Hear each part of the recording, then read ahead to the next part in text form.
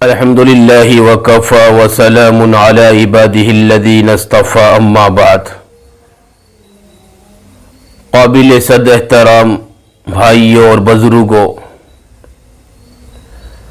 یہ جو مبارک مہینہ ربیع الاول کا چل رہا ہے، اس کے اندر ہمیں اپنے نبی کی تعلیمات پر غور کرنا چاہیے۔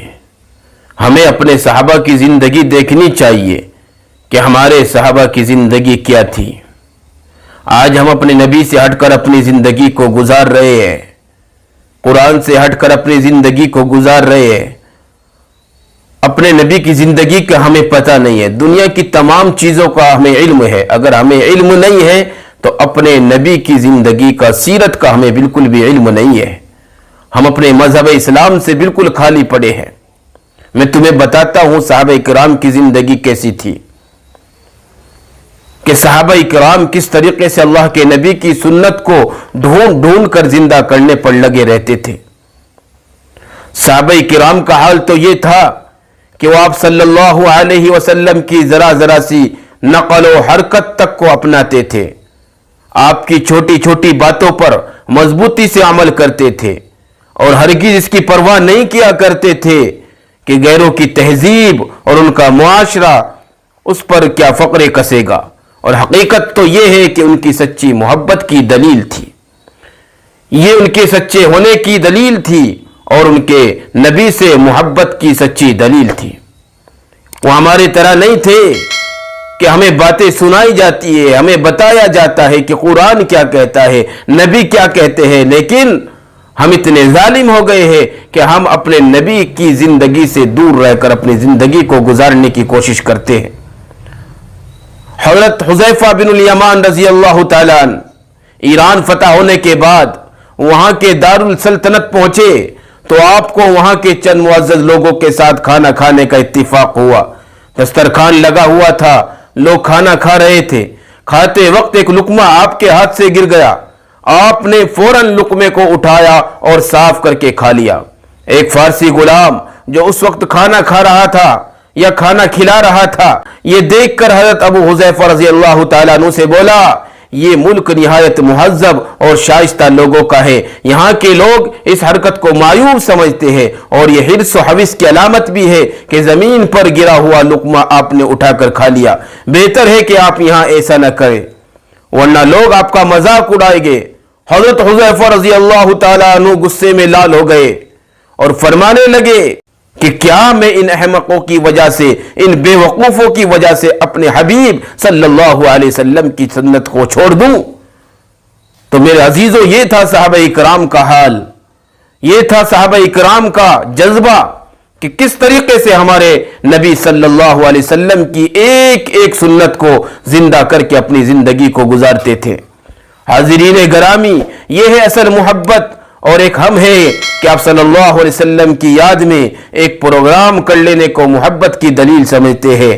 تھوڑی دیر کے لیے اس موضوع پر کلام سن لیا، بس ہو گیا محبت کا حق ادا؟ نہیں، ہرگز نہیں میرے عزیزوں۔ محبت یہ ہے کہ آپ صلی اللہ علیہ وسلم نے جو کچھ کیا یا کرنے کا حکم فرمایا وہ آپ کرے، جن چیزوں سے آپ کرے رکنے، جن چیزوں سے آپ رکے یا رکنے کا حکم فرمایا ان سے باز رہے، اور ہرگز ہرگز اس بات کی پرواہ نہ کرے کہ کوئی کیا کہے گا، گھر والے، خاندان والے، سماج والے ہمیں کیا کہے گے، کس طریقے سے وہ تانے دے گے، ہمارے اوپر کیا فقرے کسے گے۔ سچا مسلمان ہونے کی دلیل یہ ہے کہ اللہ کے نبی صلی اللہ علیہ وسلم کے طریقے کے مطابق زندگی گزار دے۔ آپ کی چھوٹی چھوٹی باتوں کی نقل اپنی خوش نصیبی اور سعادت سمجھ کر کرے، کیونکہ جیسی فقید المثال سیرت ہمارے پاس ہے، ایسی تو کسی بھی قوم یا کسی بھی مذہب کے پاس نہیں ہے۔ ہم تو بڑے خوش نصیب انسان ہیں کہ ہمارے نبی کی تعلیمات ہمارے پاس ہے، اور ہمارے پاس قرآن ہے، اللہ کے احکام ہے، اور نبی کی زندگی ہمارے سامنے ہے اور ہمارے پاس موجود ہے۔ لیکن آج ہم نے اس سے کام لینا چھوڑ دیا، ہم غیروں کے طریقے پر اپنی زندگی کو گزارنا پسند کرتے ہیں، ہم غیروں کی نقل و حرکت کو اپنے اندر لانا پسند کرتے ہیں، غیروں کا لباس، غیروں کا کردار اور غیروں کی زندگی ہم گزارنے کے لیے خوش ہے، اور اس بات پر ہم کوشش کرتے ہیں کہ کسی طریقے سے ہماری زندگی کا لائف سٹائل چینج ہو جائے۔ تو میرے دوستو، یہ دین نہیں ہے، یہ دین کے ساتھ مذاق ہے، یہ نبی کے ساتھ مذاق ہے، یہ قرآن کے ساتھ مذاق ہے۔ اور یاد رکھو ان بطش ربک لشدید، اگر ہم اپنی حرکتوں سے باز نہ آئے، اپنے نبی کی تعلیمات کی طرف نہ آئے، قرآن کی طرف نہ آئے، تو پھر قرآن حکیم کی آواز سن لو، ان بطش ربک لشدید، کہ اللہ تعالیٰ کہتا ہے کہ میرا عذاب بڑا دردناک ہے، بڑا شدید ہے، اور ہم اللہ کے عذاب کو سہ نہیں سکتے میرے عزیزوں۔ اس لیے ہم مسلمانوں کو اس پر مر مٹنا چاہیے اور عملی طور پر اس کو اپنی زندگیوں میں پیش کرنا چاہیے۔ لوگ جب ہماری کتابوں میں ہمارے نبی کا اسوہ پڑھتے تو خوش ہوتے ہیں کہ مسلمانوں کے پاس بہترین لیڈر، بہترین قائد اور بہترین لاہی عمل ہے، ان کے پاس ایک اعتدال پسند نبی کی مکمل سیرت موجود ہے۔ لیکن جب ہماری عملی زندگی دیکھتے ہیں، ہمارے کردار کو دیکھتے ہیں، ہماری گفتار کو دیکھتے ہیں، ہماری زندگی کو دیکھتے ہیں تو بدظن ہو جاتے ہیں۔ تو میرے عزیزوں، ہمیں غور کرنا چاہیے کہ ہمارا اسلام ہماری وجہ سے کس طرح بدنام ہو رہا ہے، اور ہم لوگ غفلت کی نیند میں پڑے ہوئے سو رہے ہیں۔ ہمیں کچھ نہیں پتا ہے کہ ہمیں دین کیا کہتا ہے، قرآن کہتا ہے۔